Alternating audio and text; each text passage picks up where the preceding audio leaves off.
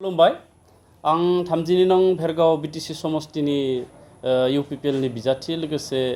मिरु लाइमोन इउपिपिएलनि आङो गाहाय नेहाथारि मुस्रि दावबायसा बर' आं गिबियावनो जोंनि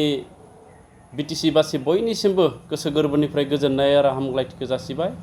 आरो दिनै जिहेतु जोंनि बिटिसि बासिनि थाखाय जोबोद मोनसे देरगाथाव आरो जारिमिनारि सान बे सानखौ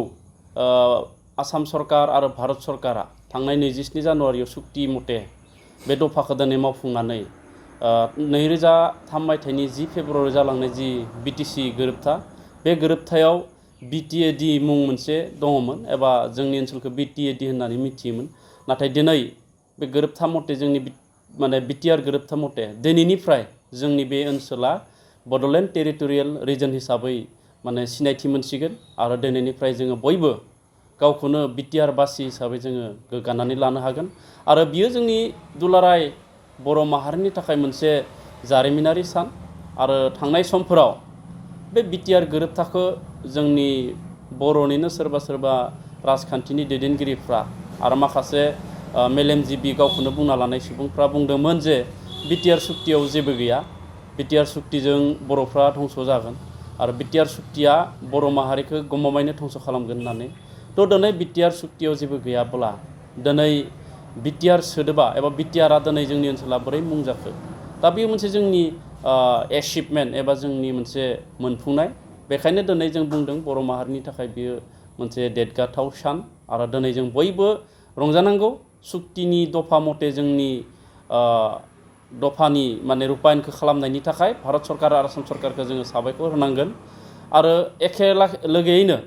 फैबाय थानाय 1 दाननि गेजेरावनो जोंनि बिटिआर ओनसोलनि बाहेरायाव थानाय जिफोर बर' सुबुं बे बर' सुबुंनिफ्राय बर' कसारि डेभेलपमेन्ट वेलफेयार काउन्सिल बे काउन्सिलखौबो आसाम सरकारा दाफुंनो थाखाय साखाफारा खालामदों लोगोसेयैनो जोंनि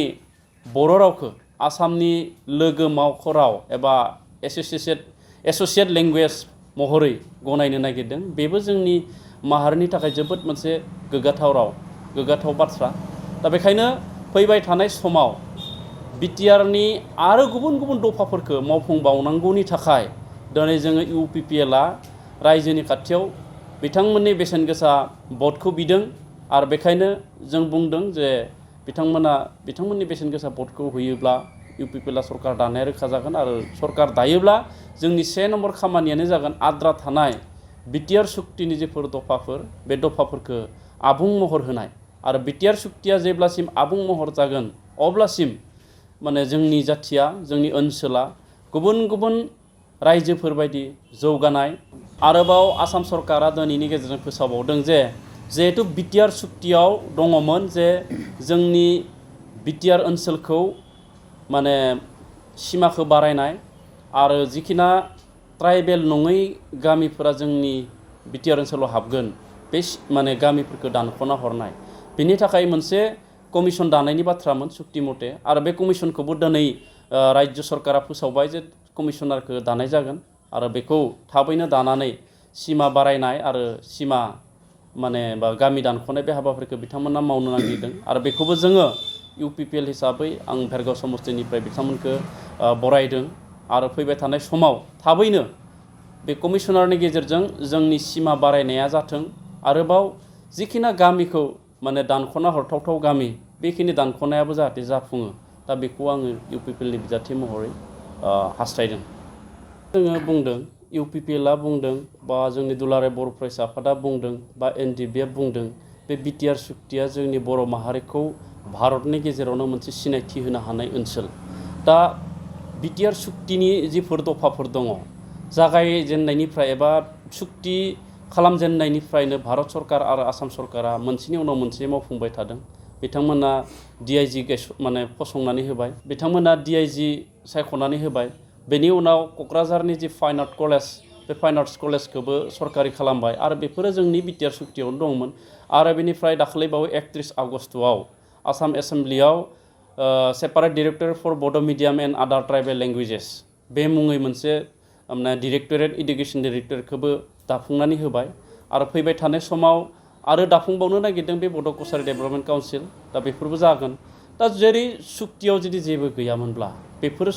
खौ मावफुंनाय नङामोन सरकारा आरो दिनै बेफोर थानायखायनो मोनसेनि उनाव मोनसे माने बिथांमोना मावफुंलांदों दा बेनिखायनो जों बुंदों नैबे बिटिआर सुक्तिया बिटिआर ओनसोलाव थानाय दुलाराय बर' माहारि आरो बिटिआरनि बाहेरायाव थानाय दुलाराय बर' माहारि बे मोननै हारिनि सुबुंफोरनि थाखाय जोबोरैनो माने जौगानायनि खामानि मावनो थाखाय बे सुक्तिखौ खालामनाय जादों बेखायनो बे सुक्तिया जोंनि माहारिखौ गायसननाय जोंनि हारिखौ फसंनायनि थाखाय माने मोनसे माइलस्टन होननानै जों बुंनो नागिरदों दा दिनै माने बिटिआर सुक्तिखौ जायफ्रा गनायाखै बिथांमोना दिनै मा बुङो बिथांमोननि खोथा नाथाय दिनै जों बुंनाय बाथ्रा नङा दिनै सारा आसामाव सारा भारतबर्षआव दिनै नुजाबाय जे दिनैनि गेजेरजों जि मोनसे फोसावथाय बे फोसावथाया दिनै बिटिआर सुक्तियावदि गासिबो दङ बेखौ फोरमायनाय जाबाय दा बेखायनो जों बुंदों इउपिपिएलनिफ्राय जे बिटिआरनि गासैबो दफाफोरखौ जों मावफुंनो थाखाय जों रायजो राजानि अनसायनायखौ आरोबाव खनसे लुबैबावदों मददथि होयो इउपिपिएलनि जानानै बयबो खामानि मावो मानो होनना बुङोब्ला इउपिपिएलनि सेथि नाम्बार खामानियानो जाबाय जोंनि बिटिआर सुक्तिनि मोनफ्रोमबो दफाखौ मावफुंनाय दिनै आसाम सरकारा जि माने बिटिएडिखौ बिटिआर मुं फोसावनाय जाबाय बे फोसावनायखौ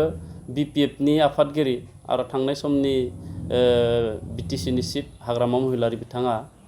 सोंखारिदों एबा बिथाङा अजद दैखांदों जे जिहेतु बिटिसिआव मडेल कड अफ कन्डाक्ट सोलिबाय थादों मडेल कड अफ कन्डाक्ट सोलिनाय मथे बिथांनि बायदिब्ला दिनैनि फोसावथायखौ फोसावनो हायामोन नाथाय बेयो जुक्तिहीन बेयो फोसावदोंसो फोसावनाया जेबो खोथा नङा बे फोसावनाया सोरनिबा प्रलबन देखायनानै फोसावनाय नङा खारन बेयो थांनाय 27 जानुवारियावनो जाखानाय सुक्तिखासो दा बेखौसो आसाम सरकारा फोसावदों आरो बेखौ आरो आगोलावनो फोसावबावनांगौसोमोन दा जोंनिफ्राय बै समाव सुक्ति खालामग्रा दैदेनगिरि बिथांमोना भारत सरकारनि खाथियाव थांना बुंनायनि उनावसो भारत सरकारनि खावलायनाय मथे आसाम सरकारा दिनैनि बे फोसावथायखौ फोसावदों दा बे हिसाबै बेखौ फोसावनाया जेबो आयेन बेरेखा जायाखै एबा मडेल कड अफ कन्डाक्टनि जि नीति बा आयेन बेखौ सेफायनाय जायाखै होननानै जों बुंनो लुबैयो दा ओंखायनो बिथाङा जिखिना बाथ्राखौ बुंदों दा बिथांनि बुंनायनिफ्राय बाथ्राया रोखा जादों जे बिथाङा बिटिआर सुक्तिखौ माब्लाबाबो मावफुंजानायखौ लुबैया दा बेखायनो बियो बेरखांदों दा बेखायनो जों रायजो राजाखौ क्लियार खालामना होनो नागिरदों जे जायखिजाया समाव जायखिजाया थासारियाव बिटिआर सुक्तिखौ मावफुंनायाव बर' जाथिया माब्लाबाबो खहा जाया बर' जाथिया लाब जागोन बर' जाथिया मुलाम्फा जागोन लोगोसेनो बे ओनसोलाव थानाय गासिबो जाति जनगोष्ठीफ्रा फैबाय थानाय समाव बिटिआर सुक्ति मावफुंनायनि उनाव जौगागोन